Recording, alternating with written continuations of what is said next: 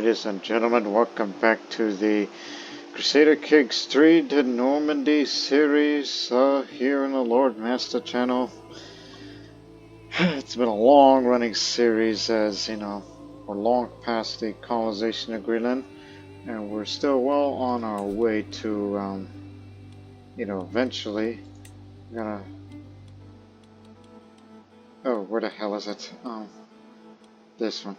Establish a permanent colony in Vinland, which to do that, if one of us did Normandy, since we do have more than one outpost there, to establish a permanent colony, its viability needs to go up to 80. And where are we currently so far is 51. So we're getting there. And also I made a vow, an oath, that I wish to be the greatest hunter. Either hunt 10 times, which probably won't happen based on my habit, but also complete one legendary hunt once, which is something that my master of the hunt is currently working on. Has a small chance. Rigors decides to increase with the altitude. One sighting in every 3 years. We just hope that day will come sooner rather than later, as I am a hunter, and one day I would like to be great at it. As after all, I'm a young man, I'm in my prime, but until then, get the Normandy sword, because I'm about to go join a tournament down in Northern Africa.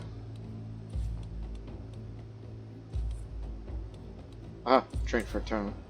The call still cannot go unanswered. I shall don my equipment and head to the training grounds for some practice. Me and my knights will sharpen my skills. If successful, this will raise your prowess for the martial events of the upcoming grand tournament. Start the training.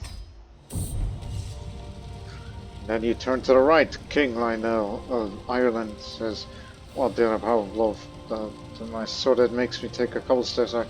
They won't go gentle on you in your journey, your majesty," he says, drawing a sweat from his sword. "If you want to win, you can't afford to lose. Not even to me.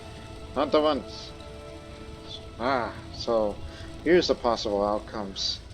31% chance that I'll become strong and I was up by 1. 54% chance of my training is impressive, increased by 1. 13% chance that I will gain well trained, which will have a higher progress of victory. 0% chance of hurting myself. And every one of my knights will have 56% chance to train successful, 43 unsuccessful.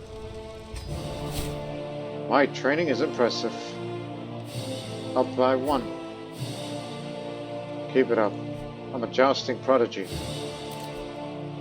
Sheikh Kudachik's grand tournament in Zawara. He is Emir Hassan's chancellor and court chronicler. He hails from over there. And why is there a tournament over there? Well, that's because he owns a bit of land there. So this gives a lot of time for me to travel to there, which I have to leave within 39 days.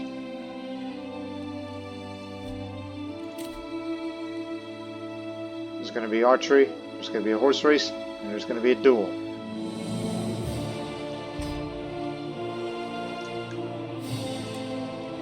And after that tournament, I want to do some traveling across North Africa.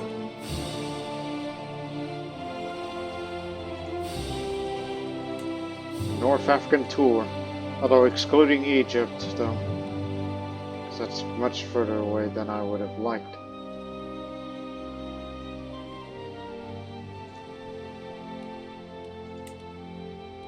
Just want to go to all the points of interest through there.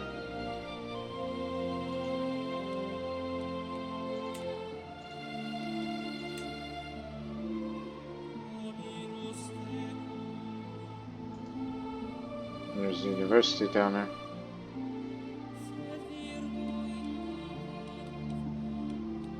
And then after that, well, we go explore the lands of Hispania.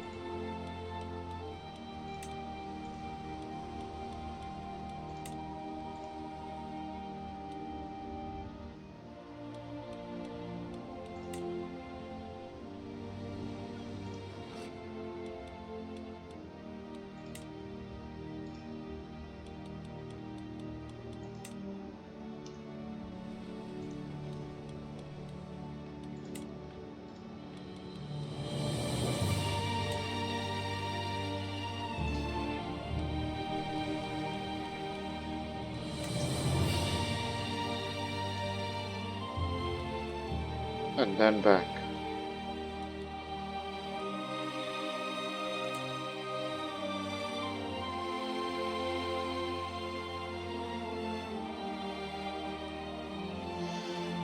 Alright. This will give me a lot of time to travel. Although ignoring Sardinia and Sicily. That'll be for another time. Ready? Let's go.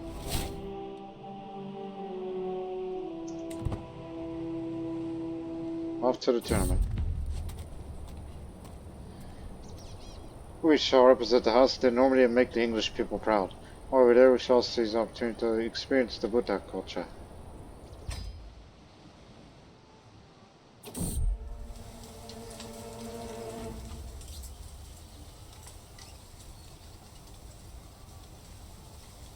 That's all right, we'll break that line. Pilgrim defenders.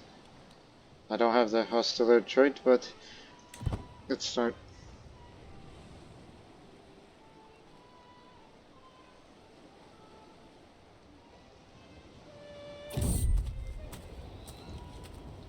It is nightfall, and the man is hard at work when you arrive at the cereal field south of the pays with fattening crops at a rapid pace. Using a large flat piece of wood and heavy stones. However, as I watch the man perform his labor, then inquire exactly what he's up to. He winces and starts a long rant. All I need to wake up and meet our true master and hide behind false Christian teachings. I take a few steps back into surprise. As an eccentric, I said, tell me more of these true masters. Become a non-believer. Leads in a false god or none at all. After all, I'm an eccentric and a cynic. Hey, welcome back. 80 gold. Viability is increased by 3. Proud of you.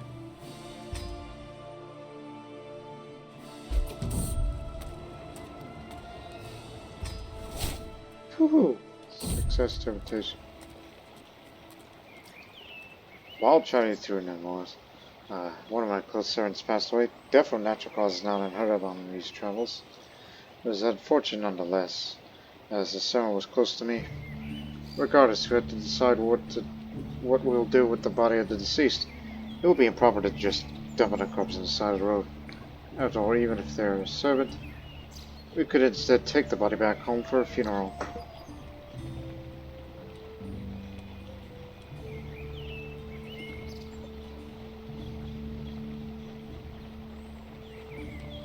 Given a simple but proper burial here. I'm already a paragon of virtue. Praise God, the church is complete. More prestige gain. More prestige for the prestige god. Entering the Baron here, we're welcomed by a troop of entertainers. There are puppet shows, dancing, and song. My sister seems to enjoy the music and is delightfully enthralled by one gesture in particular. The man is an extraordinary performer, juggling several instruments in between.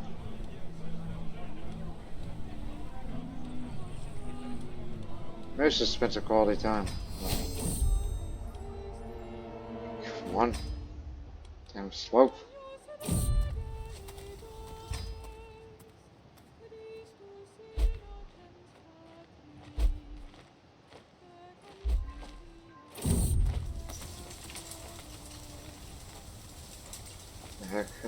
As I traversed the verdant forest of a particular side catch my nestled by the clearing stands a small stone chapel, weathered by time, but still standing strong. This is the Chapel of the Chained Virgin, a local landmark known for its wooden statue of the Virgin Mary, bound in chains. It is said that these chains represent the Virgin's connection to the mortal world, and that those who pray here are granted her protection on their journey. My child companion Sentinel looks at me expecting. Lord, should we pay our respects? It could be a good omen for our journey. Meanwhile, Dietrich looks skeptical, suggests you should continue on your path without delay.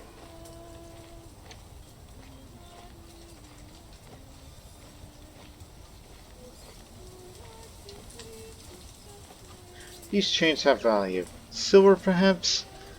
I say that because I'm cynical, but it's stewardship related. 100% chance of prison. I examine the chains at the merchant's eye. Iron, not silver. but antique. Valuable to collectors. I found this information away for future profit. A night errand. Don't want to have any delays. You care to join us? Mercenary later.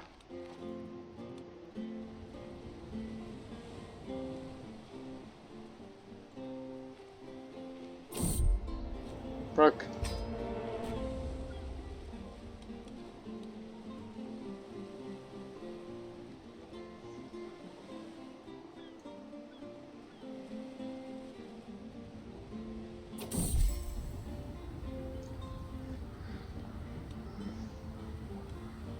You want to befriend me?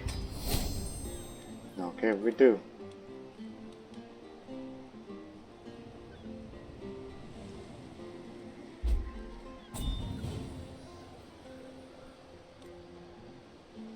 Rancid Duchess Margaret. Yeah, go ahead. Been down there long enough.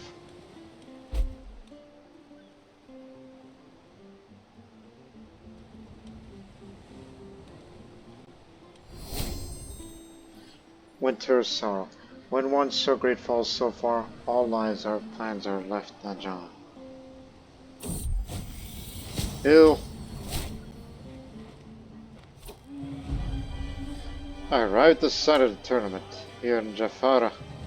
Though not all the rebels have yet arrived, throngs of people wandered through the colorful surroundings, all looking forward to the forthcoming displays of skill and prowess. There's no time to lose. I must begin preparing. I must be a victor. At absolute any cost. Stammering. Can't wait for it to start. Go, pedal, go faster! I hear a man's voice echo across the grounds. I looked and see a small thing hurrying through the sky like a full-pack bull laying. Soon enough it swoops down towards the finishing line. Ah, you must have cheated. Your bird cannot fly that fast. Just look at her. She is bright as a rain cloud.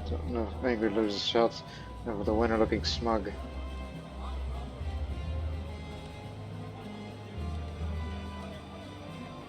Let's take a lot of preparation to do this.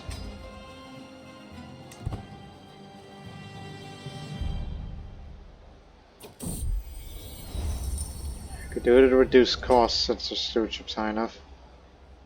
Let's develop it further. All better.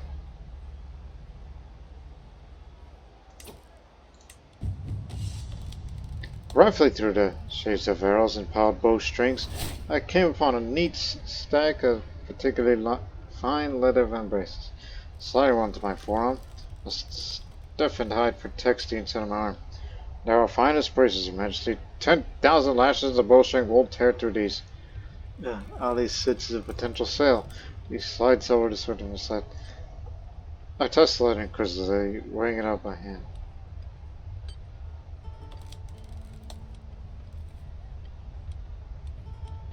Go and get a mighty fine bracer. 99% chance I successfully haggle him. This character produces an archer's bracelet at the tournament. Here we go.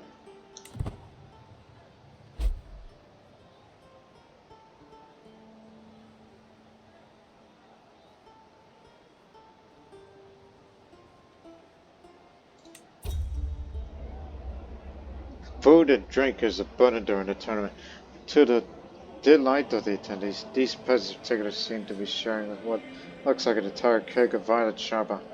I will get you for that, you fiend, one spotter struggling, limply throwing a shoe at his neighbor.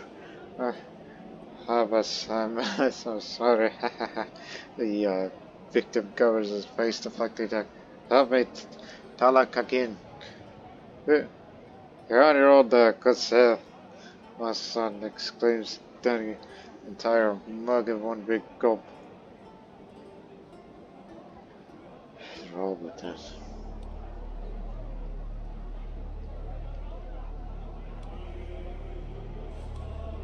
Disgusting, I say. Go to turning grounds one more time.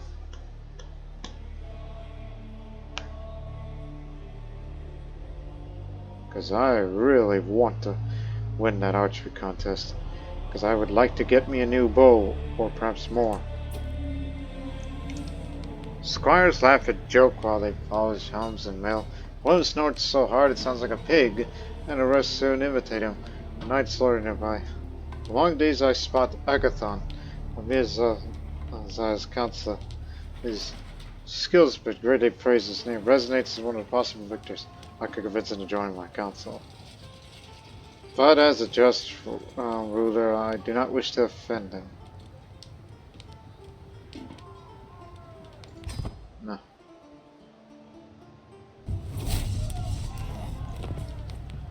The varied crowd of contestants mill about the butts, comparing bows and training tales of the finest shots. The cricket of bows and turning strings carry far, punctuating the hubbub. The smell of resin waving through the still air. So you'd never gain that foot thing for nothing. My ears prick up as my names mention drifting across the gentle breeze. That could be a good sign or a bad one. I'd like to place a bet. I vowed myself would win the contest tournament, but I can't help but consider a less fair approach to securing the prize of the object competition. I'm sure my opponents will do the same if they only had any idea. Who knows, maybe they already have. It's close to me in skill. Close to me in skill. They're all close to me in skill. But as a just person, I say this is no way to win. Peering at the book gave by the tavern's dim light, upon a strivard shows over the heads of the motherfuckers. Duke Folkhart is the archer for the one and Duke Folkhart of Smoke. That's this man. He got a fine bracelet too. He has experience of both, so oh, that's trouble. But I'll bet by myself because I am confident and I am stupid. Eccentric, you see. I flexed the bowstring a few times, limbering. I would take a deep breath. Mustering on my control, I control the bow into the air, slowly lowering it in line with the target. As soon as the arrow leaves my fingertips, I intuitively feel the shot is a good one. Moments later, a satisfying ping covers it. I hit the target's nail right on its head. Yes!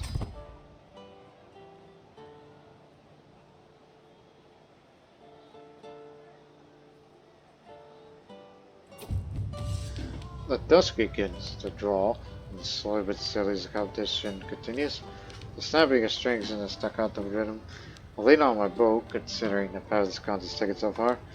The competition begins to draw to close as arrows continue to fly into, pass, and bust. If I'm to make any impact in the pursuit, I must act now.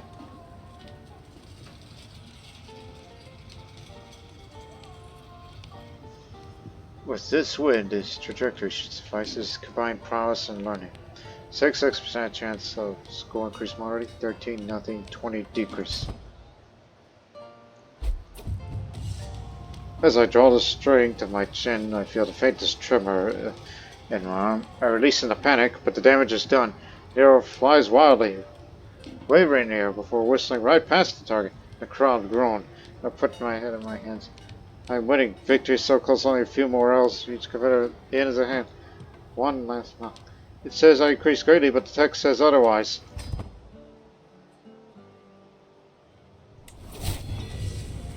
You win. By some miracle, you win. The trumpets sound, the crowd clamors, the competitors begin to assemble. The contest is over, and someone's moment of sun is being readied. A herald steps forward, voice booming across the scene.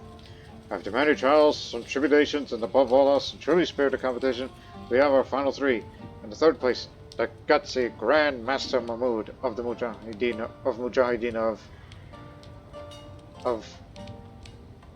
the Grand Master of Mujahideen. Coming in close second, Duke Folkhart. Oh, I beat him. And that leaves us with a victor. Emperor Richard of Britannia. I knew I could win. I've proven my worthiness beyond doubt. Oh, and I actually won. The gold you gained, the prestige you get. Mary Ann. Alright. I greet the band of knights as they wander past me. One straggly bound rest makes me pause. Spinning on my heel, I call after the figure. They are clad in shapeless, ill-fitting armor, their eyes wide and clear terrified beneath the helmet. Something isn't right here. Step before I rip off the helmet before they had a chance to react. Standing before me, look around furtively to see if anyone had else noticed. This is none other than a woman, just as a knight, no less. Finally competed as a knight even. Oh my. Legendary Blade Master. Brave, ambitious, stubborn. Normally, traits like that I would send somebody to Greenland or Vinland, but they sounds good. Nah. I could do with the services of someone like you. We need people like you in our ranks.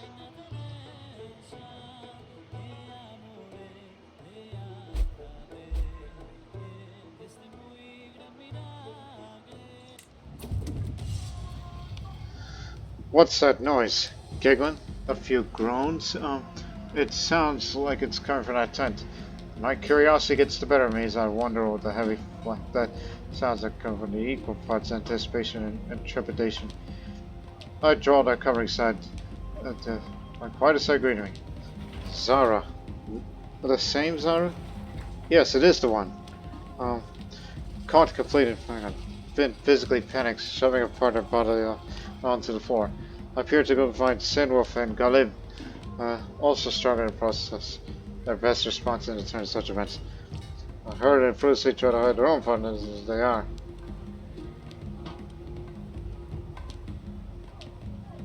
What are your opinions towards me? 164.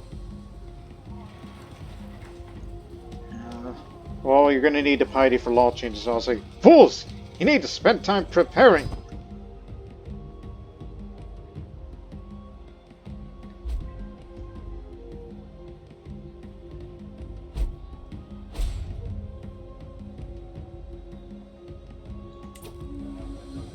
My knights stand assembled today's training. The Tenets later will get. Zara and myself stand before all. Knights, what you do not know has humbly be taught, urges Zara. Together we represent the Emperor. Let us together prepare for our glories. She turns to ask, command us.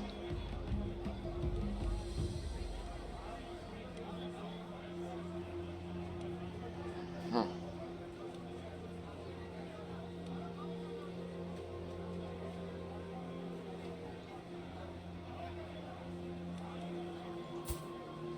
You are a legendary blade master, but I'll say best of all, Zara. Now.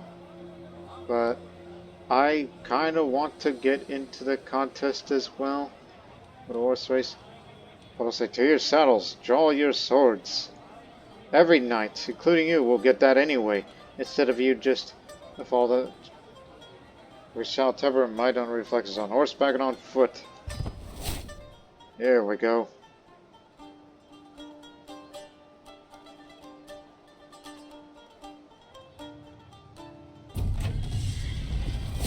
Finest horses in Algarvia, ordained in the colors of their owners, are led around the Maidan as the herald announces the contest commencement. Riders mill around as they wait for the beast to arrive, some stretching, some eyeing each other up. My fastest horse, Dusk, has not gone unnoticed by the breeders and gamblers. Would like to place a bet. My horse is all set, of course, but the beast is nothing without the capable rider to control it. As a result, I find myself with 3 potential riders arrayed before me, all clamoring for the honor of being allowed to represent me. First is my knight, Cosmopolitan, a fair candidate considering his experience of handling horses as a profession. Another instant volunteer is my sister, Cecilia, who perhaps wants to justify my hospitality. The last one is a complete stranger to me, a local man of no note who goes by Aras. Alright, let me examine all of you.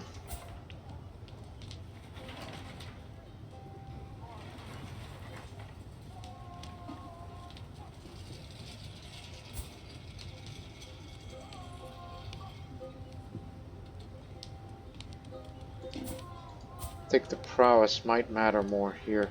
Now, who is this total stranger? No chance. Perhaps you, sister.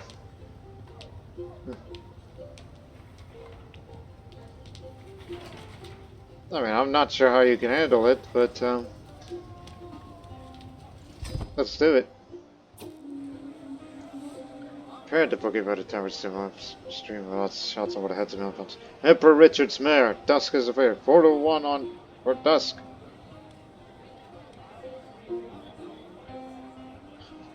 Fleet Stride? What kind of name is a horse? What kind of horse name is Fleet Stride? But I say Dusk will win. I watched the horses pound the stands, absorbing the smells of kicked up dust, the sound of hollering ground, the deep pounding of many hooves. I intently follow Emperor Richard's mare Dusk and her rider, dreaming of the coin I stand to win.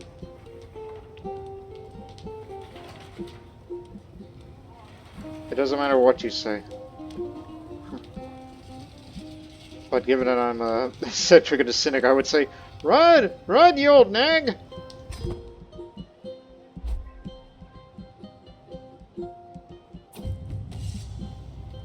Watching Lady Euphrosyne of the Rosantis family's rider astride the stage is much like watching a boulder roll over a village square. They ride like an absolute lunatic, and unfortunately my own rider has fallen victim to a violent, clumsy race. With an agonized ring and a hard and painful crunch, my horse is battered to the wall of the track, and I'm certain that his leg is damaged.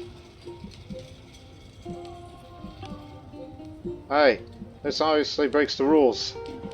I say that because I'm just 100% chance that I convinced the judge to penalize the jockey. 0% chance to fail to convince the judge, and the score decreases greatly. Thus, Cecilia is wounded. Get her out of there.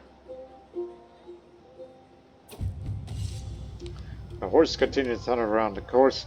The remaining riders saw me at the stage's range, urging them ever faster.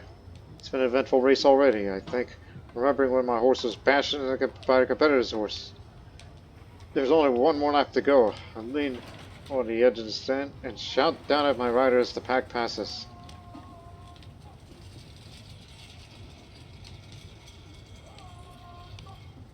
Extra pay if you win. 37 increase. 25 nothing, 37 decrease. My rider's ploy worked. My horses surges forward as they round the final bend of home straight. Only moments to go now. My horse is bolting free of the chasing pack. If it can hold off my rivals, we'll win. The crowd reaches crescendo. The riders urge their steeds on the innocent. The finishing line looms. One more push. And you got it!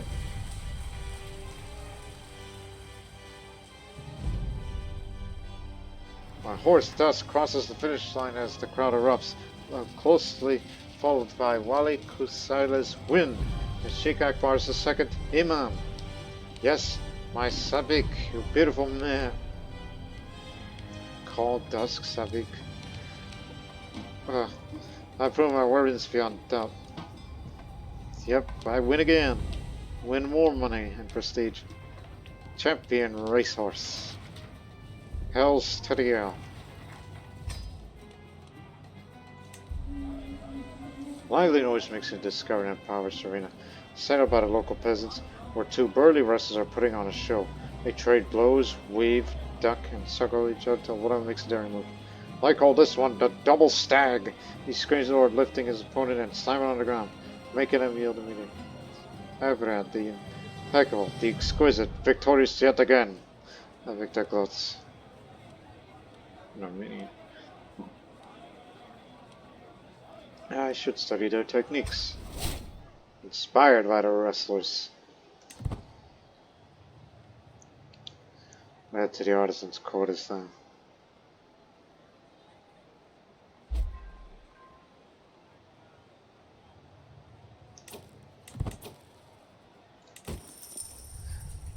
Oh, look at the impressive Taylor, wordlessly imploring her to repeat what sounded like the most ridiculous statement I had heard all day.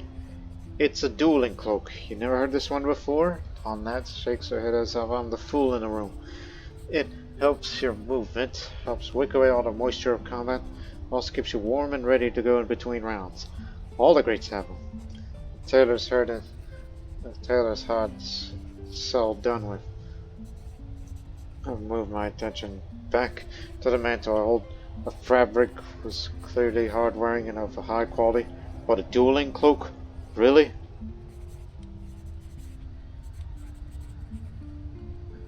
You would just get stuck on everything. I ain't no boxer.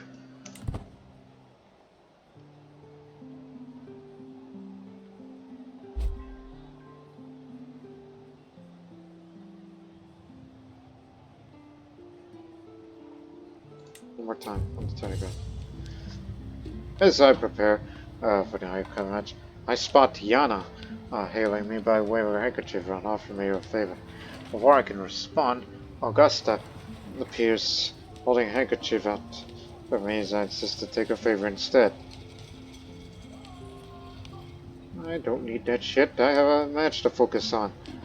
Can't take that because I'm cynical. I'm going to be the best duelist in the land. Hopefully.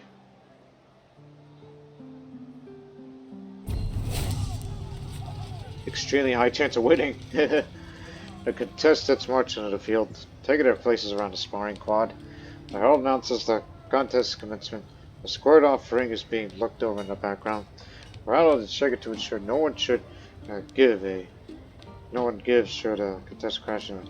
The dual qualifiers come in. It is clear who will be put forward to the quarterfinals as it stands.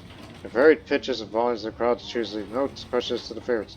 For my first bout, I've been paired against my fellow contestant, Strategos Artemios Ostremon.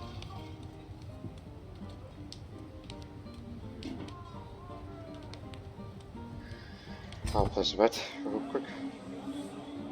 Ban Manegod is the duo favorite. 4-1 to Ban Manegod of Upper Bosnia. Manegod Jovanovic. What a name. I bet on myself, because I am confident as hell. A screeching course of metal on metal rings out as two blades scrape down on each other's lengths, sparks glittering as they fall to the ground. And look for advantages. Take it back to when I'm winning this fight by some margin. I just needed to hold it together for a few moments more. We advance on each other once more. We're both battered, both tired. There can only be one winner. Oh, and have you noticed that I grew a beard?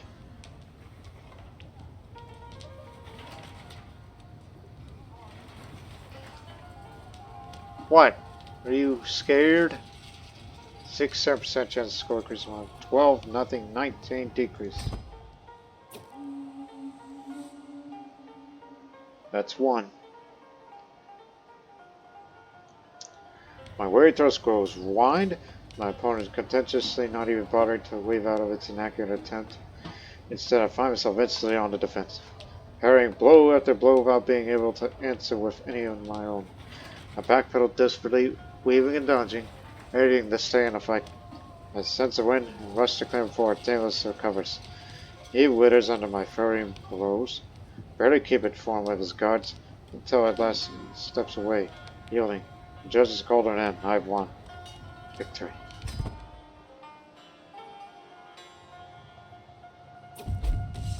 Quarterfinals are over. The herald booms.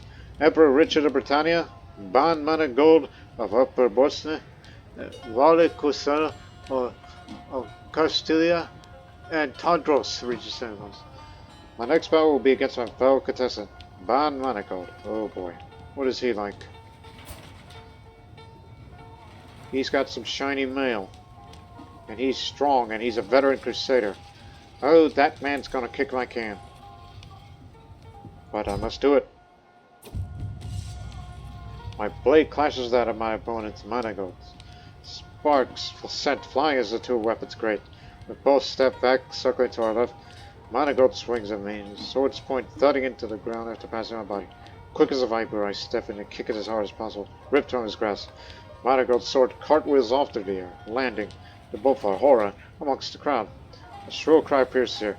We both hurry over to see Harun on his knees, the flying sword having impacted directly onto his arm.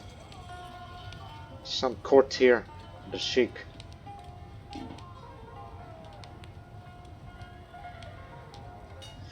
Well, no time to lose. Take every advantage you could get. A screeching course of metal on metal. Strings those two blades scrape down each other's line, sparks glittering as they fall to the ground. Look for adventures, thinking back to when my opponent's sword went flying to the ground. I'm winning this fight by some margin, but I just needed to hold it together once more. We advance upon each other once more. We're both battered, both tired, and there could only be one winner. Oh, lost that one. Okay, so I don't get to win this contest. 2 will do. My thus grows wide, my opponent continuously, not even bothering to whip out an accurate attempt. Instead, I find myself instantly on the defensive, parrying blow after blow, about being able to answer any amount. My backpedal desperate, dodging wave in instinct away. Monaco changes tack suddenly, the sense the end is near. I do my best to keep my guard against storm and blows, but the last catches my blade awkwardly, breaking my grip and knocking it in the dirt. The judge is called an end. I've lost. Confound it. The bout between Tadros and Wallach has been decided. Both contestants made a good showing of their skills, but ultimately, Tadros was declared a winner by resounding judgment. He's to the final. Manigold versus Tadros. Interesting round.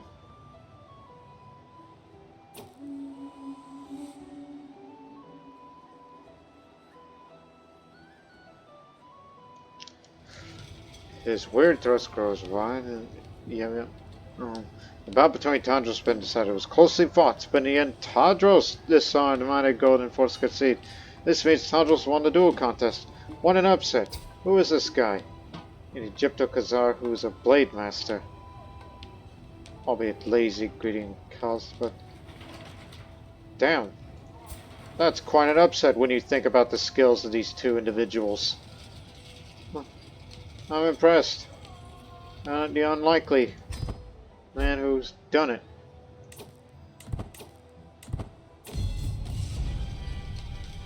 Trumpets sound, a crowd clatters, scatters again, and assembles a contest over someone's movement and sons being ready. Hell steps forward, swimming out. After many trials, some tribulations, above all else, the true spirit of competition, Tadros beats Van Manigold in our final. Tadros is our winner. I must put in more effort next time, I think to myself, watching as the victor's arm be raised. There's always next time. For all of us, we gain duelist. Very nice.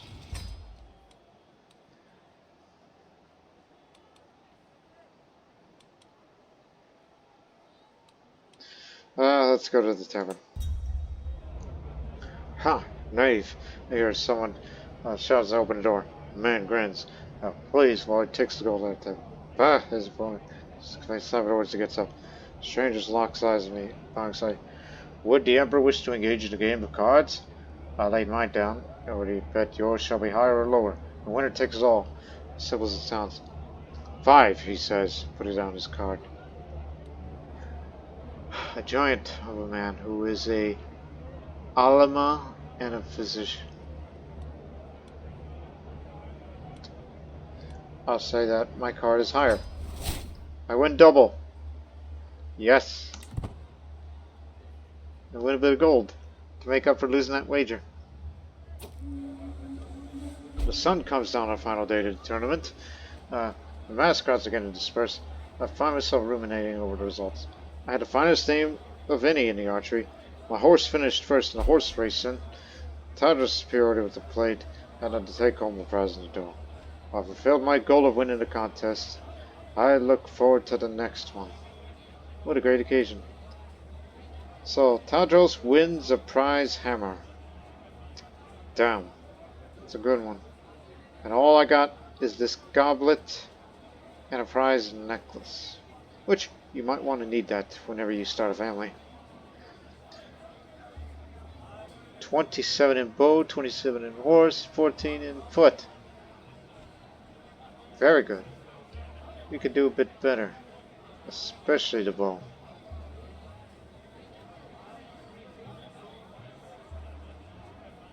Nice, the Tulinid gets all this. Bolsters garrison. What a great occasion that was. 2 out of 3 ain't bad. And now, let's travel to Northern Africa.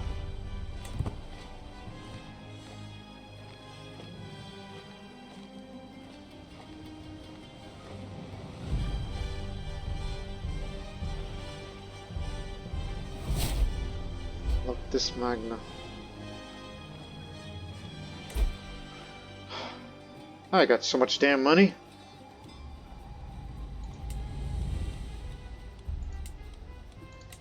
Invest, invest.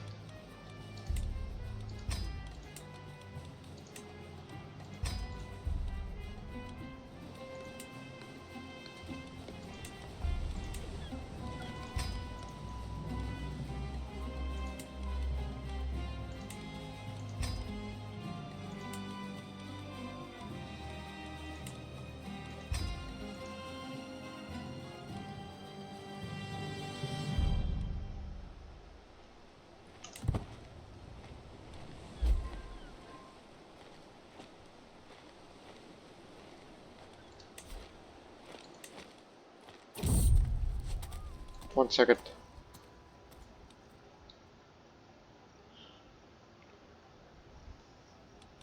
Here. Journey across the sands of Alhama. A caravan of laden camels crosses our path. The caravan master notices our entourage and halts the procession. Noble travelers, he calls out with shrewd grin. Perhaps you fancy the glance at the treasures these sturdy beasts carry. For the right price, the wonders of the desert could cover you on your travels. Show me something unique, a true treasure of Alhama. God, who's Bruce? It's romance. It's not that unique to me.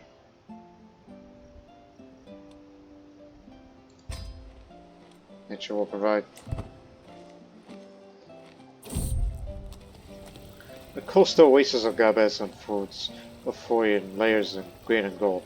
Pomegranate trees heavy with crimson fruits stand beside orange groves. The swaths fill the air with intoxicating sweetness. After days of dusty travel through the desert margins, this verdant paradise seems almost unnatural. Dietrich breathes deeply and sighs of pleasure. If the gardens of Genos smell like this, said Vandermers, then I understand why men seek paradise. Local farmers tend to plots with unhurried calm with people who know their land is blessed. How about the orchard keeper? Obviously, the fresh fruit from trees.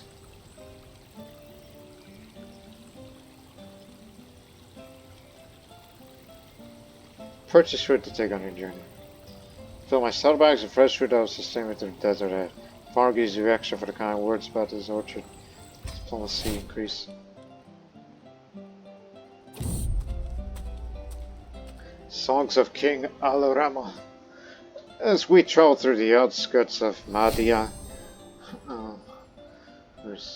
for his life and my life, for our life to be, as long as I'm with him, I'll ever be free. It's a summer of passion at court up there.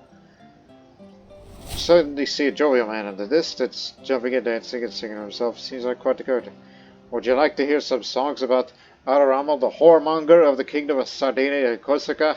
He yells as soon as we get within shouting distance before we have time to answer. Start singing a merry tune about his depravities of Alorama.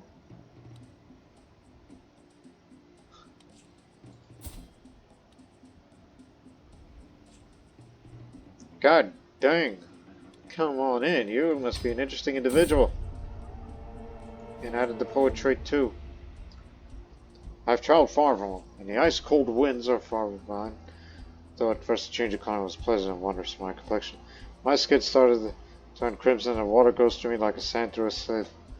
The water is cooling and invigorating, and it helps greatly offset this heat exhaustion, but it simply isn't enough. And water is cut. In a Sardakan, where the hot winds sculpt the sands, a soldier watchtower stands vigil. Its keeper, student sense of charisma. Esteemed guests, man shouts out. Is there anything I can do for you? Perhaps you'd like to join me to gaze upon the calm of the drylands?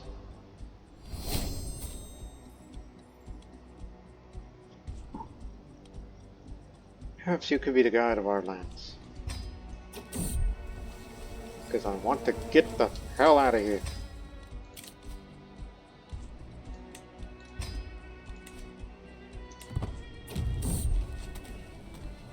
Hospitable auspices. As we travel through the drylands of Jalula, a hospice covered in beautiful Maghrebi art appears along the roadside. Travelers, you look weary. Our doors are open for the rest and care. The physician offers a gentle smile. Inside, the air is calm, filled with the soothing aroma of herbs. Here, try my decoction of Esta. Invigorate their souls. Our precision is excellent. 72 versus you being 60. And given that you're going to be around for long, my court could use a physician. Why don't you join us? Cliff?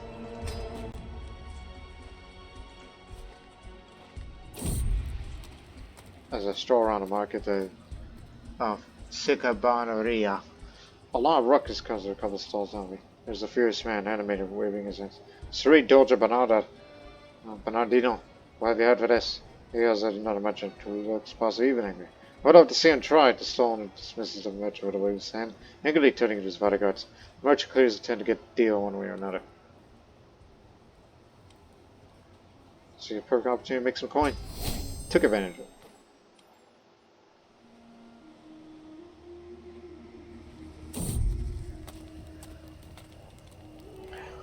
It was a long night. Long after the night is settled, I find myself laughing, telling stories, drinking with my sister Ella, my other sister Cecilia, and my other sister Dawn. Huh. The whole sibling family's here. And I know she had it, but Ella stands up, taking a vault serve about 4 peasants who sit in Middlesex.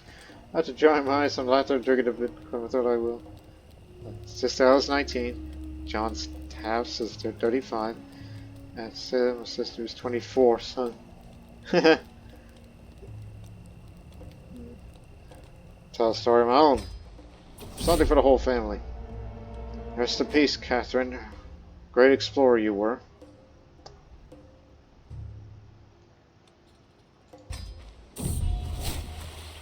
During my travels, I came across a rather friendly village in Izan. The locals are respectful, kind of give us supplies. A few members of my trolley caravan are suspicious, but nothing unusual happened. Such nice people out there. Faster travel.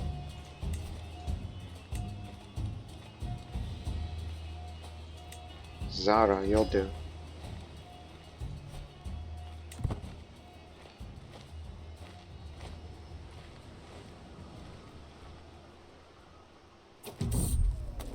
Secrets beneath the Cosmo. A chance encounter in a dim alley leads Richard to an unexpected discovery. Nasser, a wizened old man with missing teeth and knowing eyes, beckons from a doorway half hidden by a hanging carpet. I know what travelers seek, he whispers. Beneath our feet lies a tunnel older than the city itself. Pastures of the Courtier lords. They used to hide their plunder from the Sultan's tax collectors. He produces a rusted key and telecom. For a modest fee, I can show you the entrance. What you find down there, shrugs library, that's between you and the darkness.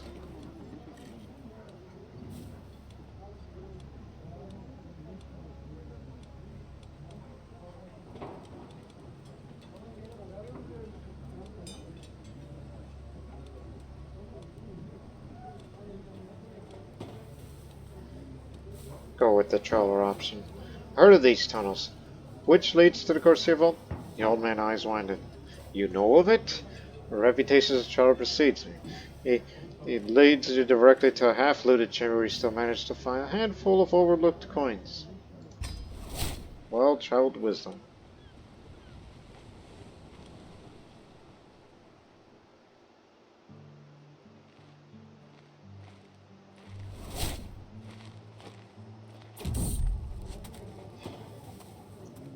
Pass through the market tide, we hear a loud yell and summon to an ongoing tussle between two men. Tide is observed by a group of people. Crowd cheers profusely as one was swept off his feet, face planted solemnly in dirt, dust quickly much. Who's next? The man yells at the crowd. His eyes land on our group. At my side, Zara snorts in response to the challenge.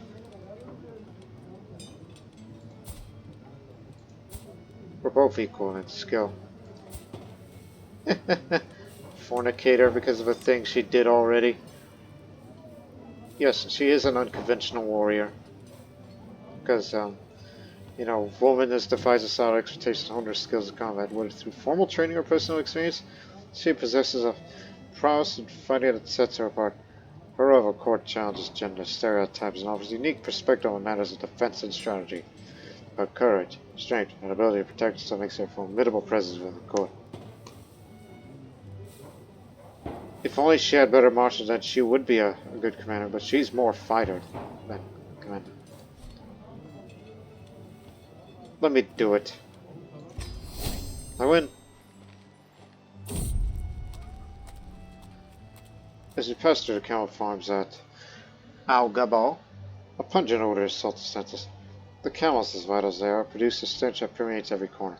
Suddenly, one of our horses bolts away into a distance, seeming terrified of sound. Apologies, Your Majesty, the fox says. I'll let you choose one of the finest camels to make up for your loss.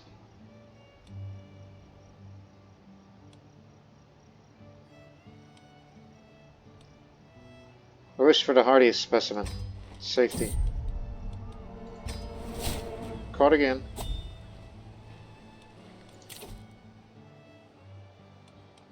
Never back down. Even more trait gain.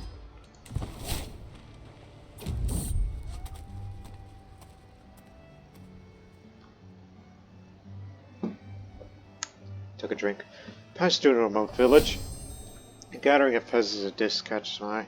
Before a small crowd, under a ramshackle trellis painstakingly covered in a variety of wildflowers, stands three figures. A man, a woman, and what I surmise is a local priest.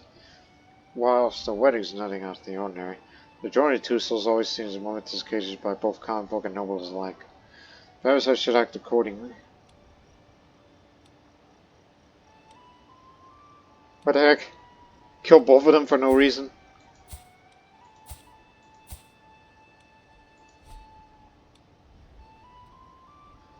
I got no stress relief. Yeah, why not? I bet we could take them. Kill them both. Because reasons. Alas, it appears our horseshoes and saddles in its current state of repairs. This is nothing new for anyone who's travelled along the roads. Any travel by mount requires a maintenance of such supplies. The villages of Orania own some of the craftsmen who can repair our horseshoes and saddles for a reasonable price. Of course, we could try to save money and not spend on our horseshoes and saddles until they actually break down. Pay the craftsman. Better safe than sorry.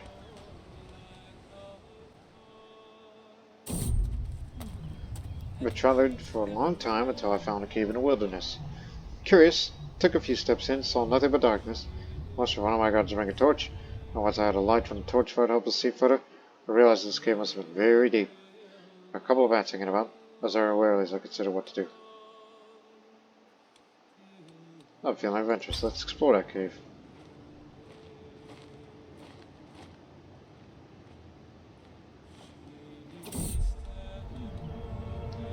Our journey to Middlesex unfortunately brought us directly to the wastelands of Subu.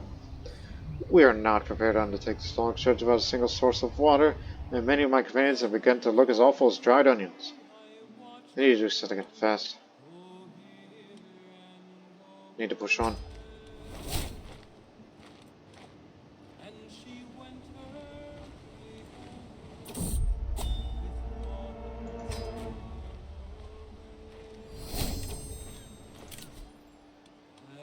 Know your land, know your people.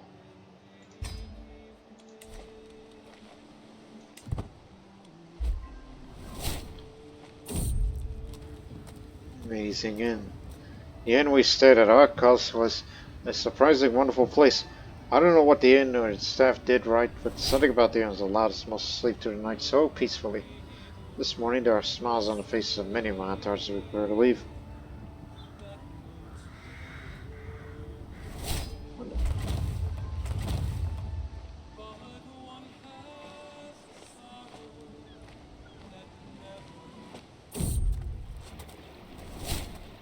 Poor wild animals came to our camp last night. We were in Cabra. No one was hurt, but they did ransack some of our food supplies. VIET.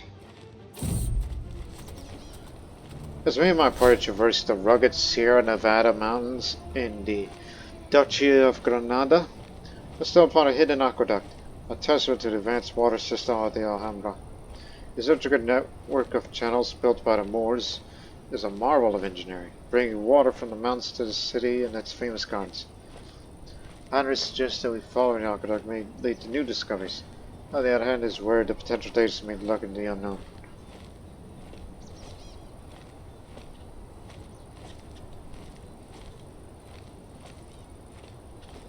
Let's attempt to map the aqueduct for future explorations. Detailed map. Success has created a detailed map of the aqueduct, which could prove useful for future explorations. Life is lost as even thought when our entourage enters the quarters of Ubera. He is leaned over a large, roughly cut wooden table, observed in drawing of something on a scroll. Leaning closer over his shoulder, drawing his attention. Your Majesty, I did not notice you're here. I sincere apologies. I inquire about what he's up to. Enrichment replies. I'll draw my thoughts on construction and building foundations. I'm quite the architect, you see. An architect, you say? Take one of your drawings. Unless you want to be my royal architect, which is said to be excellent. Matter of fact, we don't even have one right now. Come here. Snowbound. Yes, there's snow in the mountains. It's snow for days now. The road appears to be completely passable. However, as I look ahead, I see a small group of people approaching us fast across snowdrifts. Soon a man stands on a wolf. You seem to be quite a British guy, but fear not. For a fair price will help you return your troubles.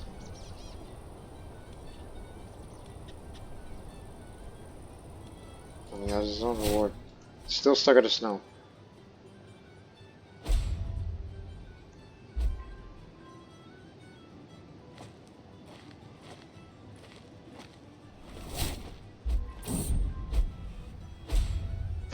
Cracks in here. Word reaches me of great disturbance in the county of Freya. That's the Faroe Islands. Merchants report poor travel conditions. Knights training air find their horses running into perilously unstable ground. Thousands of counties seek new roads and pathways only to danger themselves further.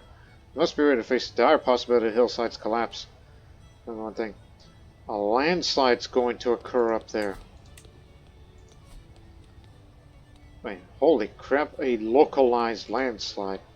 The Great Landslide of Area. Let me think. Current phase rock falls. Landslide severity is. But hey, that's outside of the de jure part of Britannia, so by technicality, natural disaster has not yet occurred within Britannia. But its first, that isn't a flood. So, that's something.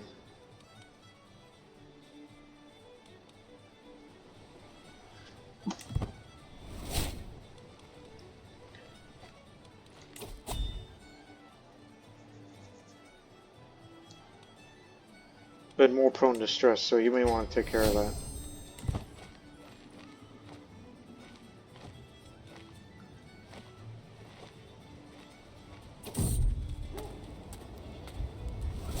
Fine day like this. The weather's nice, the pastures look great.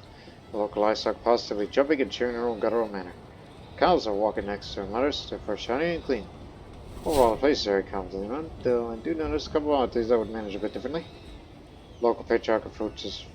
Fine morning to you, Your Majesty. Are these videos not a sight to behold?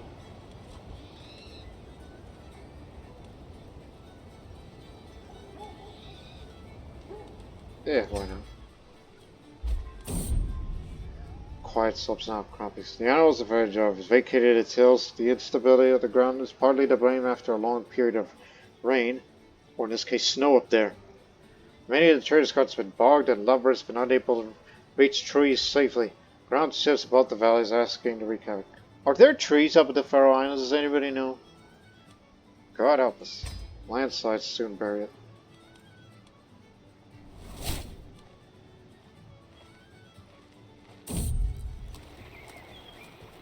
Good shortcut.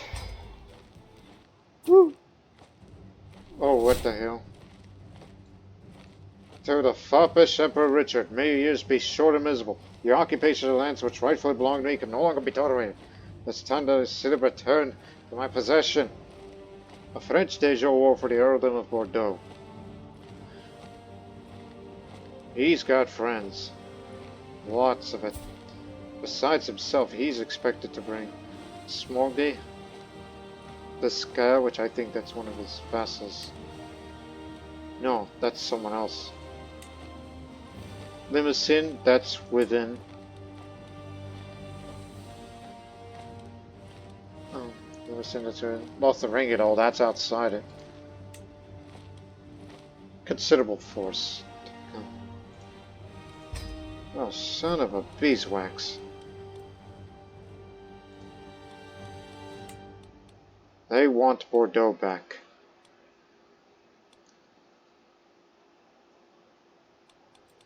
Well, then in this case, bring everybody over. This army's to be fully sold in 8 months' time. And then we're gonna have to ship over, like, land somewhere safe down here before we can engage them when they're gonna go down there. Because that's gonna be their main objective.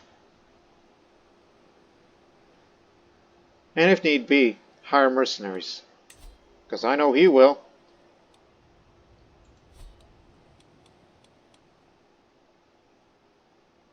And I have no alliances. But you could call house members to... You could call dynasty members. Lots of it. But that's up to you.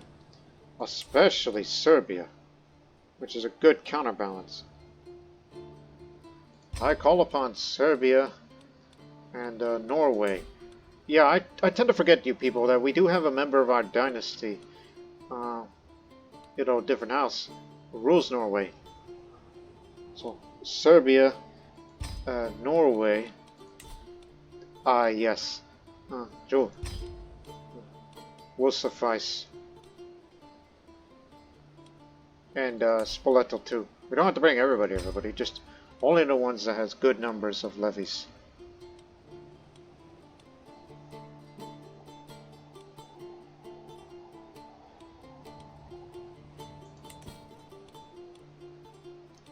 Caught me while I was traveling out. Although I'm not expected to be back home until 7 months' time. By the time the army is assembled by then.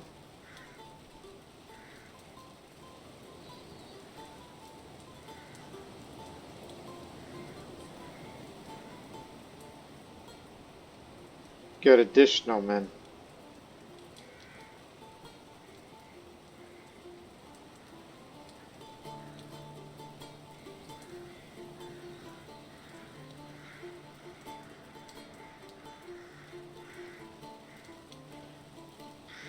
Okay, just this once. Insolence! They shall be a prisoner, their titles forfeit. This is national defense. Bring everybody over.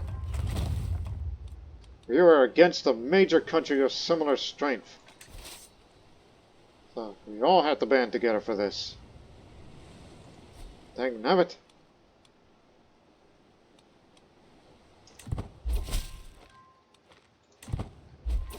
I'm bringing all the allies over.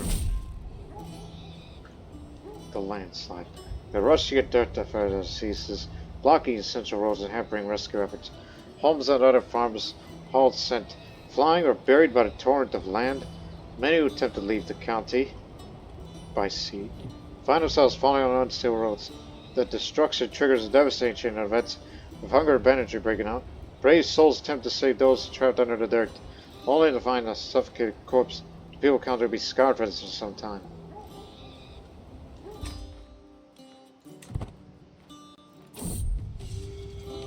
Evacuation plans. Steward Princess Emma, who has been organized in households that have unusual intensity. Lord, I've read demands that we prepare for the possibility that our lands may be temporarily overrun. I drafted plans to evacuate valuable treasures, important documents, and essential personnel to secure locations should the need arise. It requires a modest sum to arrange transportation and secure trustworthy escorts. Some might see this as defeatist, but I call it pragmatic preparation for all contingencies. 900 gold. Make these arrangements discreetly. Wisdom prepares for all outcomes. Alright. I'll do.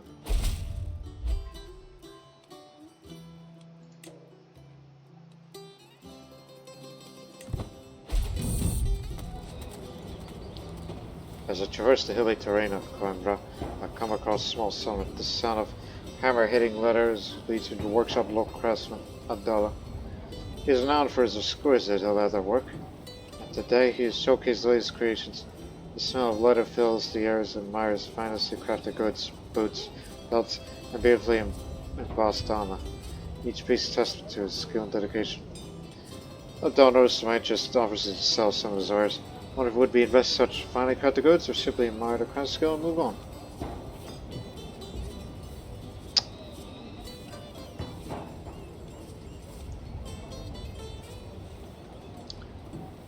Your work is mediocre.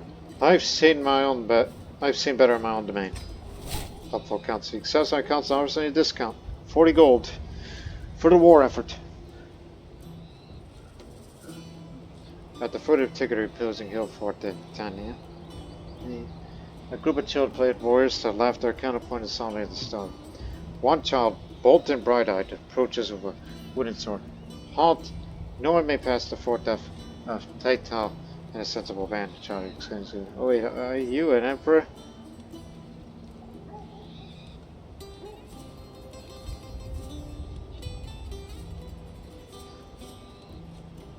Brave defenders, tell us the quickest way through these hills. Child delay. No, I can't afford delays. They're almost begun to grapple with the news of the great landslide. The town and its roads engulfed on an important hillside route. Death toll is grave. There's consequences to the county's trade and provisions of nets. Only one guy.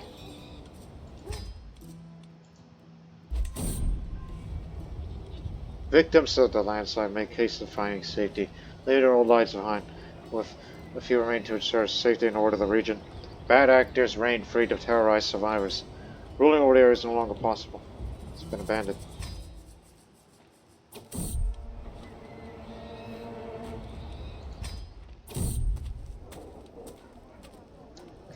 Pass through the back alley of Courtiers, see a lonely child and her dog sitting in the corner on his own. Here you go, Valor. See. Tells his hand a small piece of bread, keeping none for herself.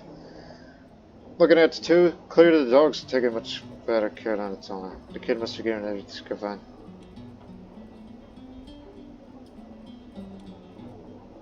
I don't have time for filthy outfits. I gotta move.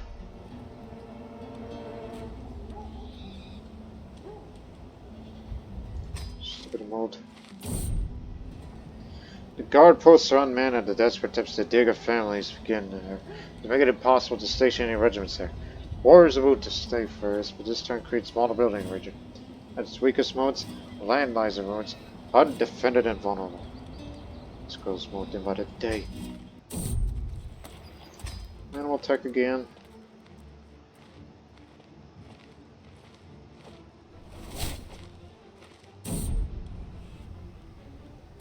The earth falls silent to the ground, but stabilizes. What once was a thriving county now lies abandoned with only buildings. Buildings buried and people remaining. The road to restore order is long. Again, not many people live in that island, so there was only like one character, an unlucky guy who got killed in that landslide.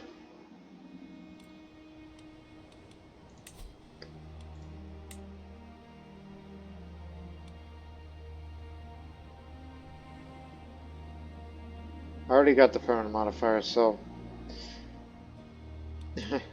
you people do it. All of you contribute. Come on.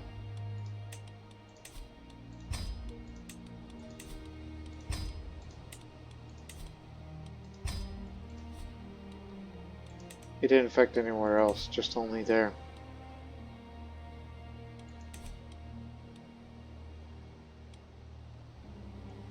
Money's going to be for war.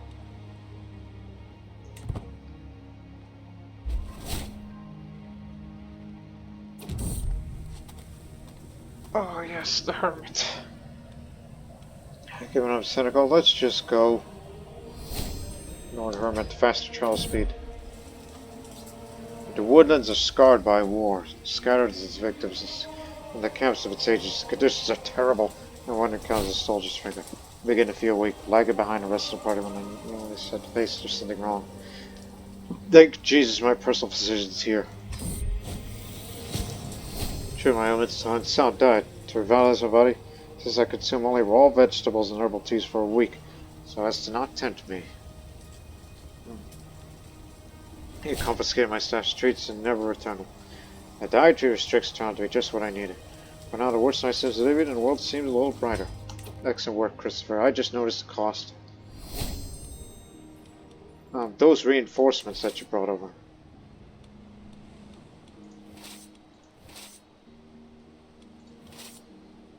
Bowmen, armored footmen, pikemen, armored horsemen.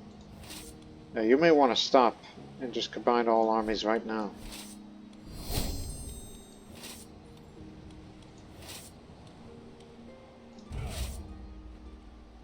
Just merge them all to one. Stop assembling.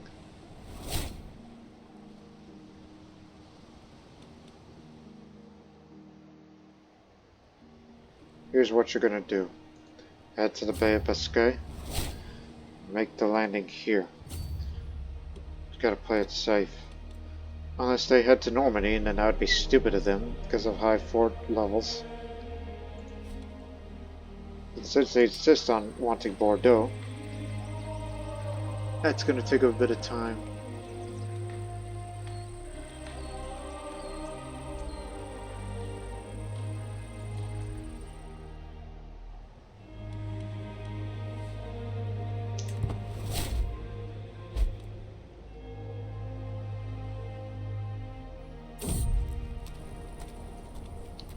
Maybe my party traversed the rugged mountains of Coimbra. I stumbled upon a hidden chapel. Chapels adorn a beautiful mausoleum tiles, a traditional form of Portuguese ceramic art. The tiles are intricately painted with a variety of scenes, each one telling a different story. My companion Christopher is fascinated by the tiles, suggests it's high for the stories depicted on them. As I, on the other hand, simply wish to admire the artistry of the tiles, so you could choose to ignore the chapel or continue on journey.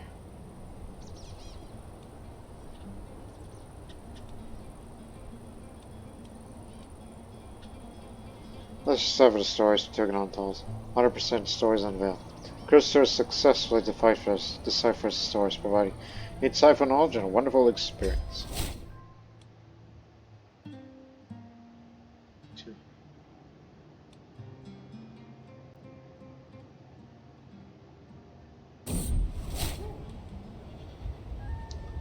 Great famine. Until it fully recovers.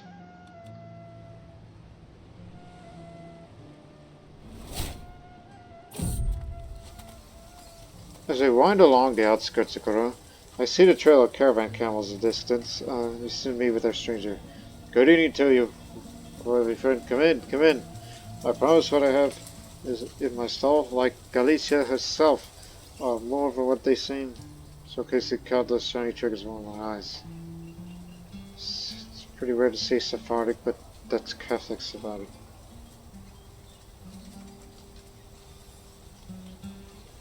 Maybe we could. Actually, I'm not interested in those trinkets at this time. Thank you very much.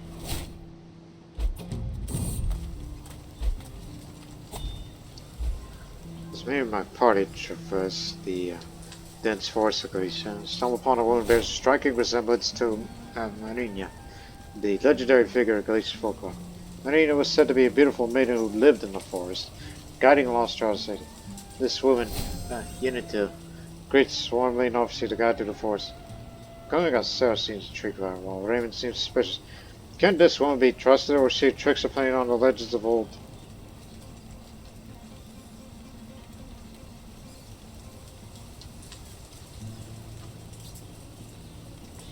What a suspicious coincidence to cross paths right here. 40% chance of warrant a suspicious, 60% chance of overmuch suspicion. Overmuch suspicion. My paranoia mars the reunion. They sit by the campfire a long day. A group of travelers approaches in the dark. A band of knights led by a proud-looking man. Each one knights look rich and next. Your Majesty, it's my pleasure to meet you. I am of the Teutonic Order. We've been on a long journey to get to Santiago. Need some rest for the last stretch. Maybe share your campfire? What's your skill?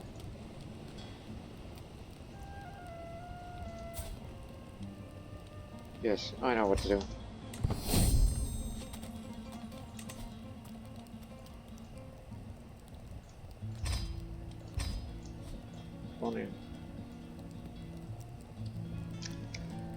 He didn't even need to know. What are you doing? Asked Christopher. Found it hard to fall asleep tonight. Perhaps because the trolley disturbed my body's normal routine. So I stepped under the campfire. Christopher was awake as well, despite not having night watch duty tomorrow. So I had to sit down next to him. The contemplative look on his face, Christopher points to the night sky. Smiles. The stars. Sometimes I like to just stare at them. Magnificent, aren't they? I thank God I could witness such wonders every day. I'm sure you recognize some of the constellations. Is that the constellation? Is that constellation the scarf of Jesus?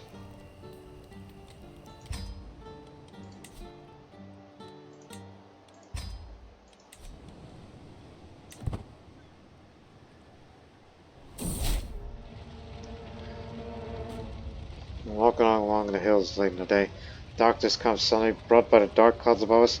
And then there's a disallowed rumble of thunder. And so there's another combined with a dazzling flash of lightning. And another strike, bright illuminating the area. The outer image burned in my eyes. I blinked to see where the lightning is struck now. There's a quickly expanding brush fire and it's spreading towards us. Put out the fire before it spreads too far. I have stopped. I'll be at the cost.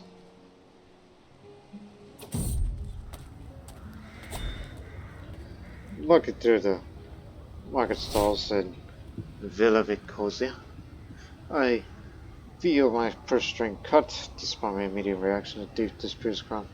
Owing to pure coincidence, one of my guards sees and heads back on. Stop or have your head. One of my guards shouts at him. Thief turns around, giving an angry, shifty stand. Filthy thief, you could steal from me? Here then. Need the money for the wall. This is definitely helpful for stability.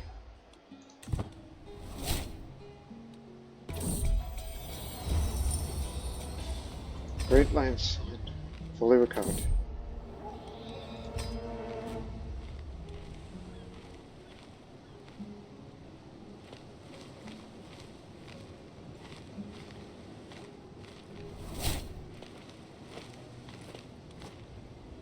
There's the enemy army. While traveling through the picturesque landscape of Gascogne, me and my companions come across a small bakery nestled between the hills. The sweet aroma of freshly baked goods fills the air. My mouth begins to water. Local baker. Ahead, man. Obviously, the slice of tarta de Santiago, a traditional almond cake topped with the dusting of powdered sugar.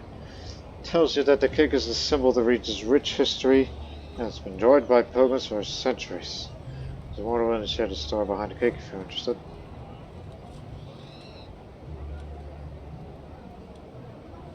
Tell me more about the history of this cake. Now listen is Adama. Here's the fascinating history of the Tata de Santiago, deepening my understanding of the region's culture.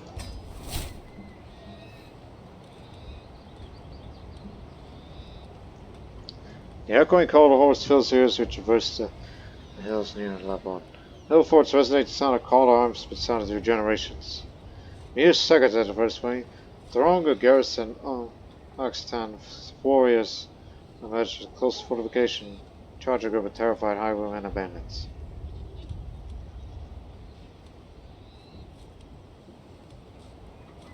We wait and then pick the bodies clean. Bandits win. Killed by Anima. Hey, he was the baker and he decided to turn to the banditry. What the hell? You're about to run into the enemy army. Nothing happened.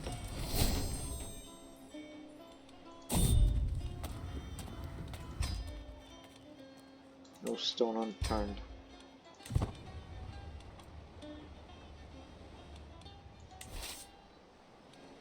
They're about to meet together. And we'll make our way up there.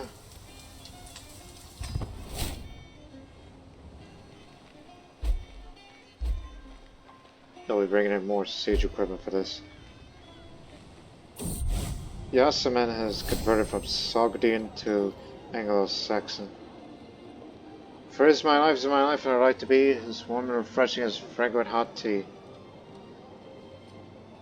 You really want to go for Jerusalem? I shall consider because our hands are full. France is fighting against us. We'll be there in 40 days. Don't worry, that modifier expires. Although I kind of want to lead the troops there. But I'm not, well, almost there. This is soon we don't get another delay. Because I want to take charge. Alright, sent time for nightfall of farm estates of Southwark. Richard plays the role of the most gracious host, attending to all our needs. Later in the evening, a feast is hosted in my honor, and wide figuratively keeps flying until we start to see signs of dawn in the sky. In the morning after, approached by Richard. Your Majesty, though we enjoyed hosting you, this shindig will own us many a night forward, he smiles and nods.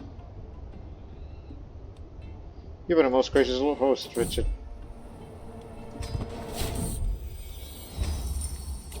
Alright, as good as you are, but I need to lead the troops to battle. I want to show if I got what it takes for the second national defense.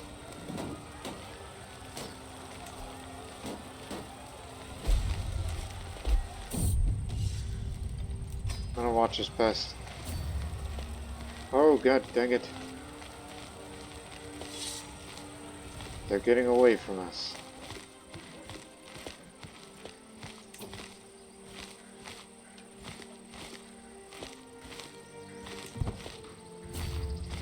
Where are they going?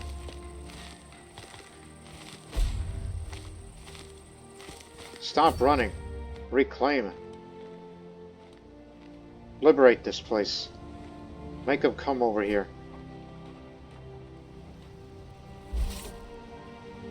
See, you didn't need to take much.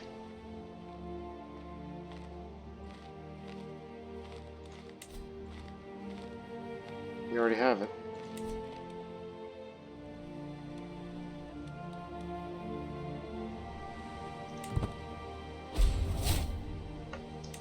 Well, in that case, let's take over a few territories. Just to piss them off.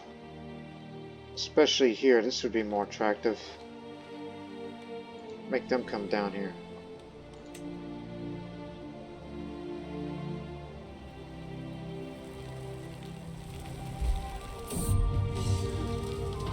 Step out of my tent, rub my siege kind of sprawls up before me.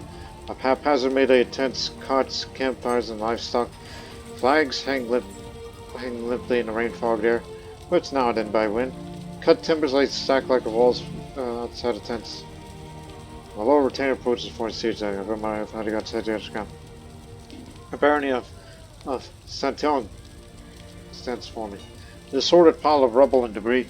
In the fields between, the dead and dying groan and burn, disfigured by flames. Bodies litter the square. Stench of smoke. The flesh reaches across the cold black expanse between us. Black-veiled women wail and tear at their hair. The fierce howls of despair burst forth from the tortured, dying men. Given I'm just these days without the spirit, but still gonna imprison everybody that we see. After getting a little too close to the action when besieging the barony here, found myself caught with a nasty gash across my side, tipping it over from a lucky foe. I've had worse, but it's not a pleasant feeling. Wandering back to the main battle cabinet that's covered in a shield. Ended up standing next to a tacky-looking makeshift catapult. I watched as it wildly launches a ball of rocks towards the lucky archer that hit me. Smiling for the second revengeful, wincing and pain for the move and cut on my face. I glanced back at the siege weapon. In the future, I should revalue my positioning and equipment during sieges. Take this is forced area. A terrible sickness has broken out among the enemy garrison in the county. The local populace shows signs of the same illness. The United Sentinel reports the conditions of worsening. They reflect being quarantined in the plague house. My lord says we must decide. Do we care for the sick locals alongside our men? Iceland could be or remove the threat entirely.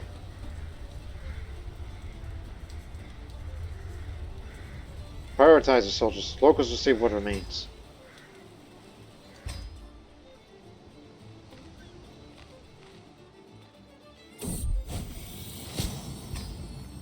Still here, and I'm still ill.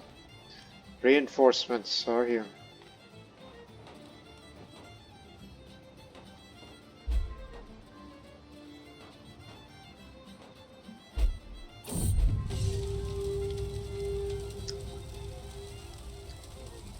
A jumble of twisted and bloated bodies and leaking viscera. Flags and flat flutter along the horizon as various intervals fires burn. Shouts and cries ring through the damp air. The barony of Perigihu, Perigihu, I don't know if that's the correct pronunciation, stands for me. A charcoal bastion. In the fields between the dead lie in heaped massive piles, makeshift defenses to the onslaught of arrows. The bodies of ours and theirs lie side by side on the street, locked forever in battle. Grieving willows troll the desert streets, lost and bewildered.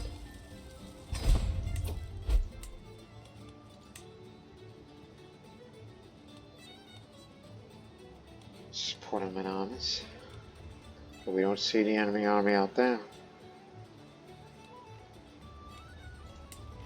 So might as well go for the surrounding areas. This is next to take.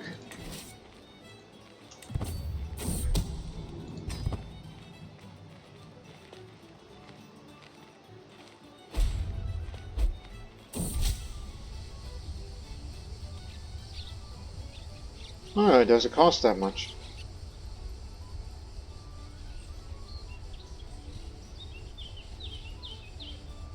Or go for this instead. For the lifestyle.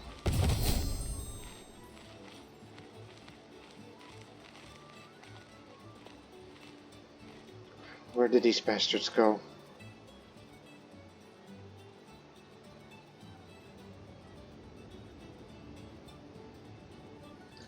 Although I think it would be most wise to keep taking the forested and hilly areas. Much like what we're doing now.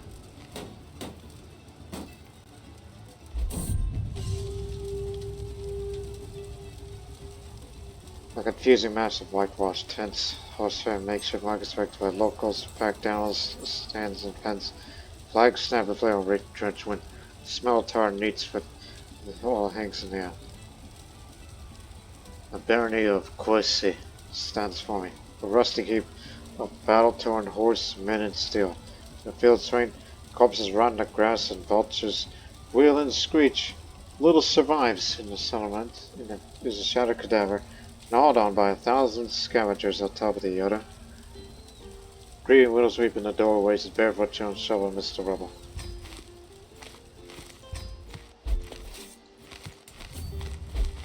There's 2 baronies. Shit.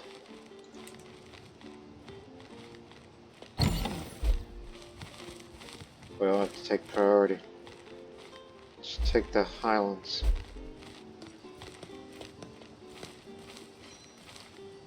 And after we take those 2, pull back.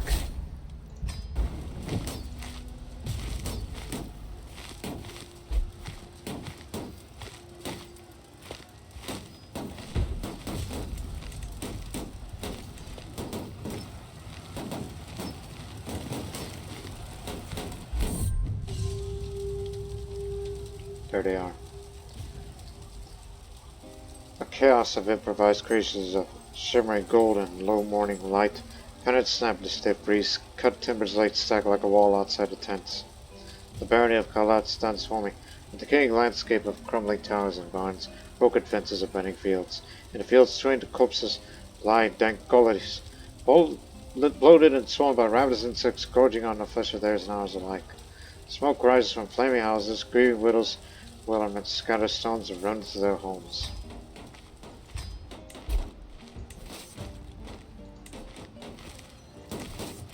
Let me help you out with that, and then we're going to pull back.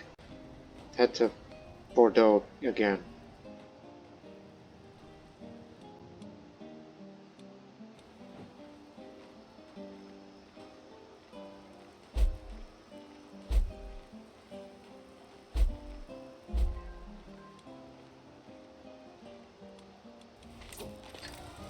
Alright, you took it. Okay. If you want to take it, be my guest. We gotta pull back now. Move out. Follow us.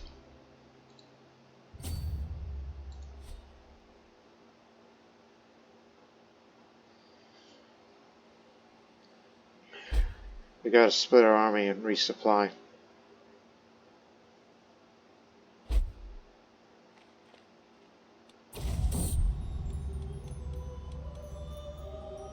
Never liked that guy.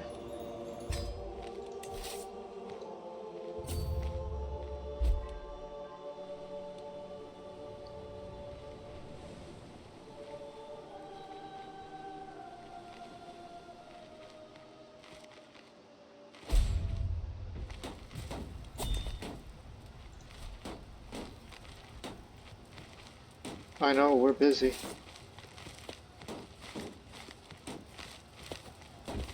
Come on. What are you doing?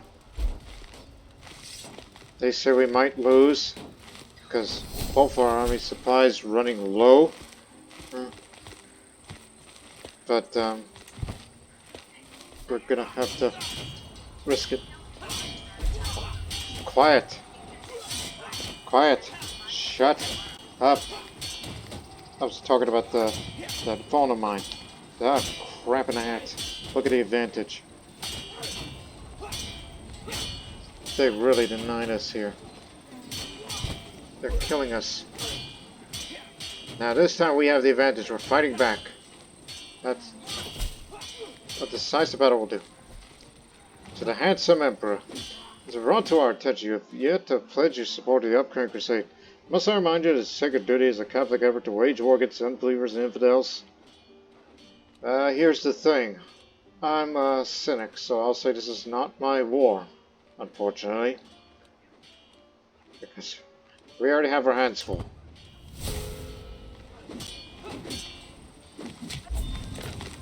%80 war score.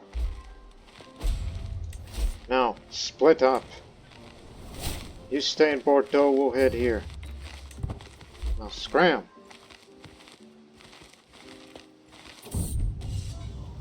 Mud and storm drag the enemy down. My knights support the enemy host struggles to march to by. Mud swallows their carts, storms lash their columns, and people strike from hedgerows and woods without meeting them in battle. Their strength crumbles day by day. Army of King Yaroslav of France is depleted by 10%. Good! I'll end with her.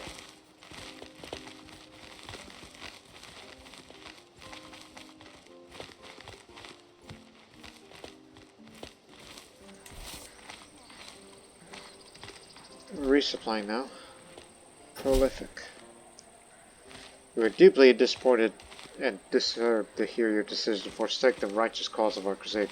You disgraced yourself before the eyes of St. George with this blasphemy. As a cynic, I said, I have better things to worry about, such as the defense of our territories.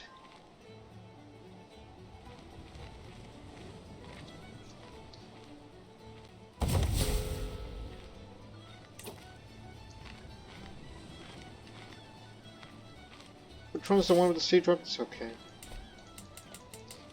I want you to take that. Because I want to take off command. Take over. Because I want to go hunting. If it's time. 6 months. Okay. I'll continue to lead then. Or in this case, let me take over. Because apparently I did pick up military engineer, unless that was from the battle. Yeah, I got that from the battle. Okay, that's good. Less time to deal with.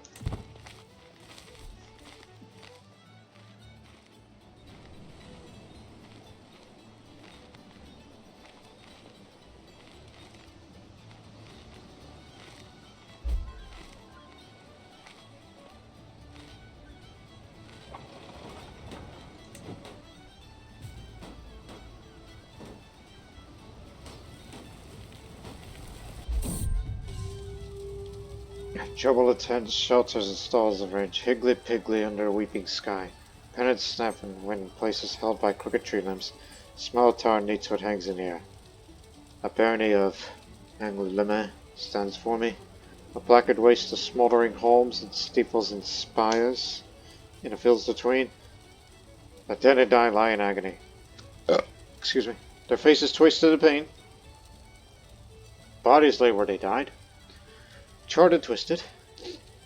Shock survivors stumbled to and fro through its troubled streets. The urgent moan crowd for aid, but their voices fade in hanging in veneer, smothered by the mangled sounds of the siege. Don't move anymore, let the war score tick up. Also look.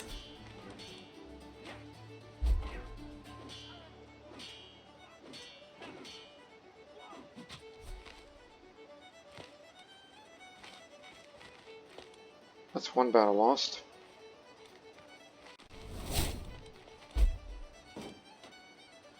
Don't worry about it too much.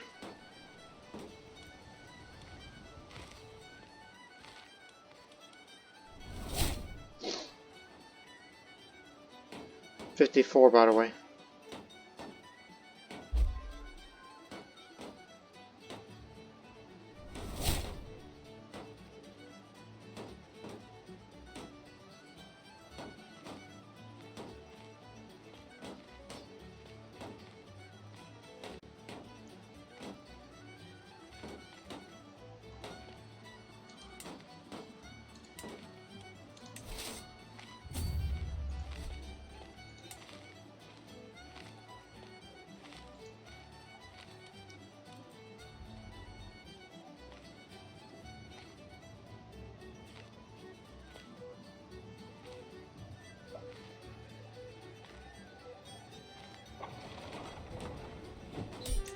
Here we go.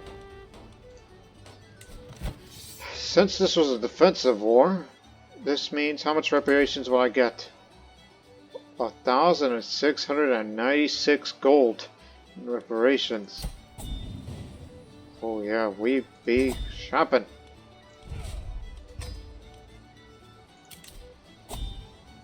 In case this happens again, we're going to get Imperial Army. Prestigious emperors have enough political and military and popular support to have an entire army of loyal subjects at their disposal. So this army's maintenance rate cannot replenish and is non-inheritable. Composed of high-tier men-at-arms and levies will be immediately assembled at county capital. The army is immediately assembled at the county capital, but not now.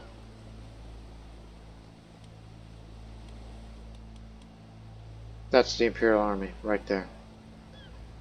150 armored footmen, 150 pikemen, 100 crossbowmen, 50 armored horsemen. Armored horsemen, armored footmen. Get rid of these.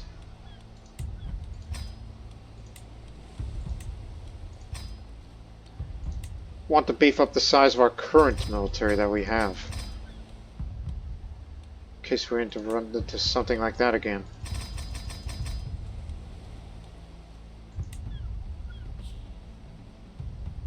Yes, we still have them.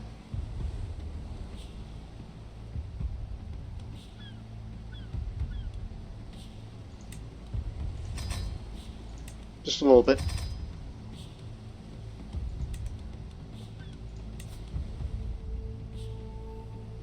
Forgot about the Crown Authority, but I wouldn't worry too much about it.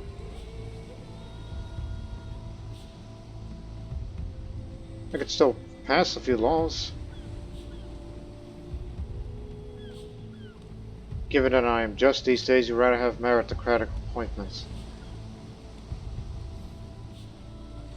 This is for starters. Begin that path there.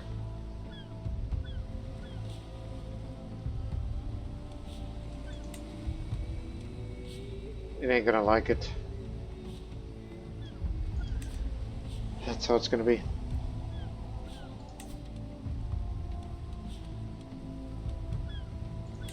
Ah, good timing. It's hunting time.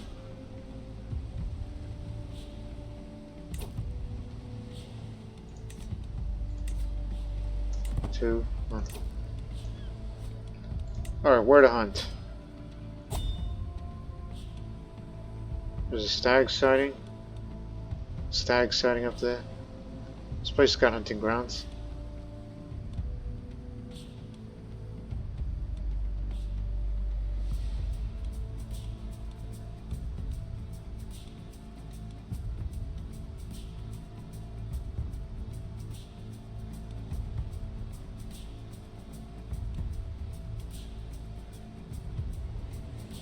5 pluses versus 6 pluses. So Redfield then.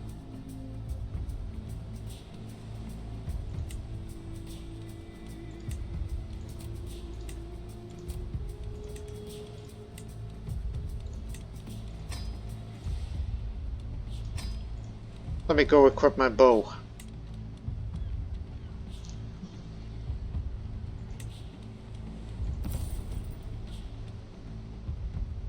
Holy stick. Well, get rid of this thing if you're not going to use it anymore.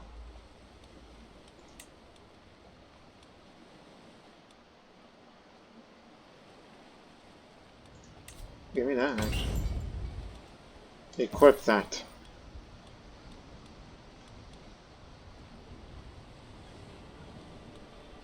Just destroy these if you're not going to use them.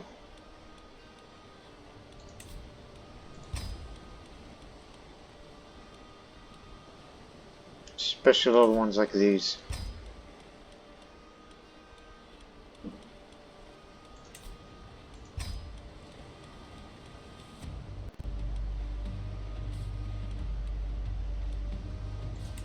I have to sort all these out at some point.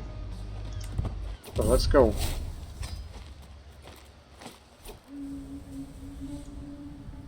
Named by noble status, I once embarked on a journey of exploration mastery. Ignite unforeseen flame that fuels my purpose and reveals a side of me that is now known in my realm.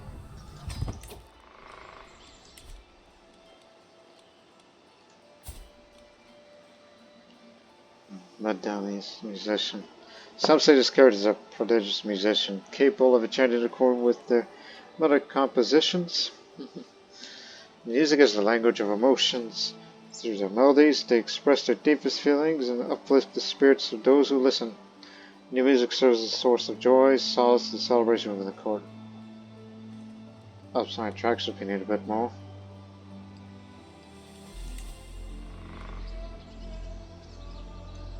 There you go.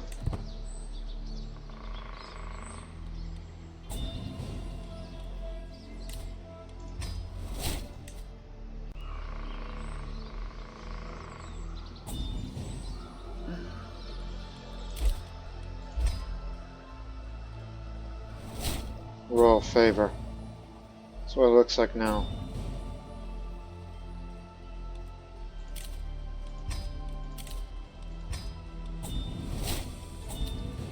Pay, pay, pay.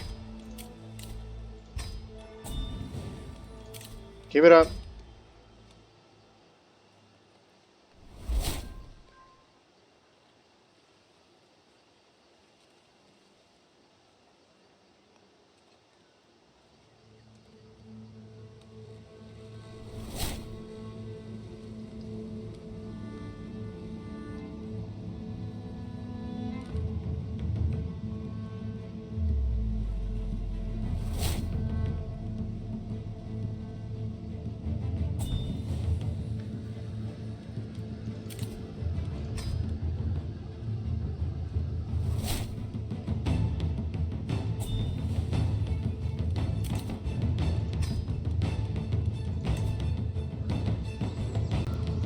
Where the hell is everybody else?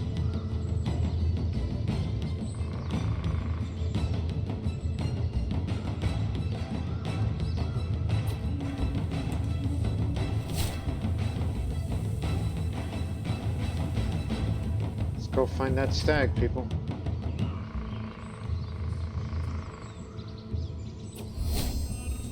Still mornings in winter. Alone, bereft, without that sweet man.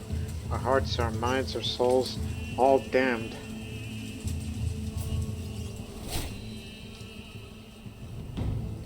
Don't even have the poetry, but you're giving me quite the material.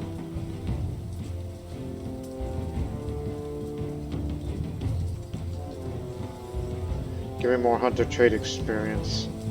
Get back on your horse.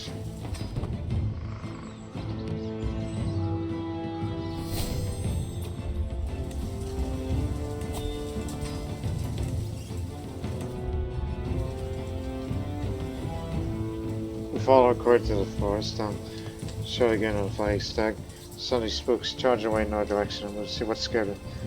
Yeah, I could scarcely believe my eyes. Duke Peter and Zara are entangled on the ground in a passionate embrace.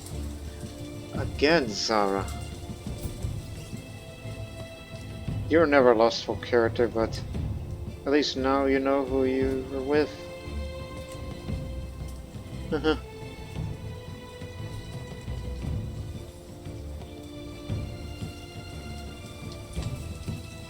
I back away slowly. I saw nothing.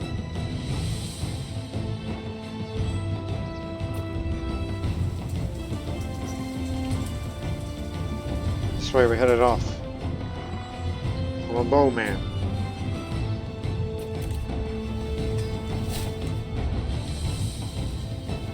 As well have an iPad on foot, it's so troublesome ground. I was jumping on my skin at the sight of almighty yelp. Trying to see my raw architect sprawled on the ground. Snared. How to target is called. Like these damn counters. Why can't they hunt like real men?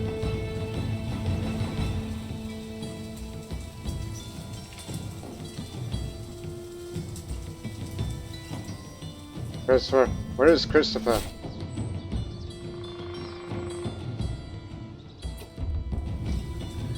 Watch for the stag or concealed borderline. Tattoo anticipates flush cries of baying hounds go about it. The brown male suddenly leaps in the clearing ahead. T-Fine charges straight towards his tower. Hold! He's mine.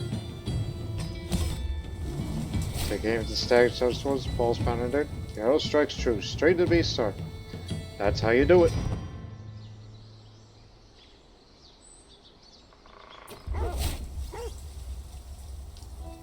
Cursed hide.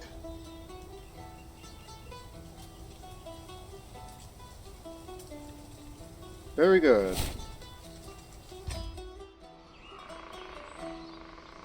You're well on your way.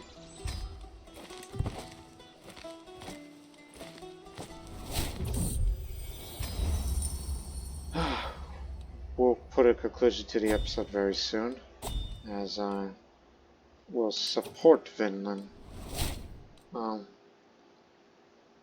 What else going on out there? Major. There's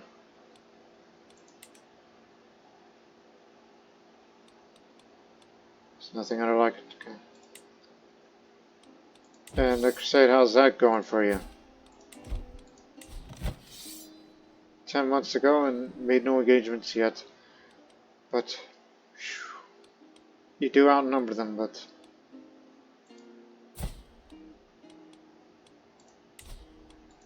Tale of Two Empires. Everyone's being attacked. And that one comes in our defense.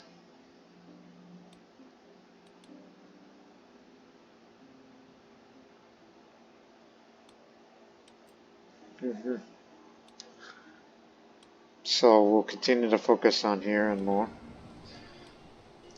There's the one thing I want to do next is, yeah, you won't be there in time. As I would like to hold a tournament for myself. Well, university visit, I've not done so yet.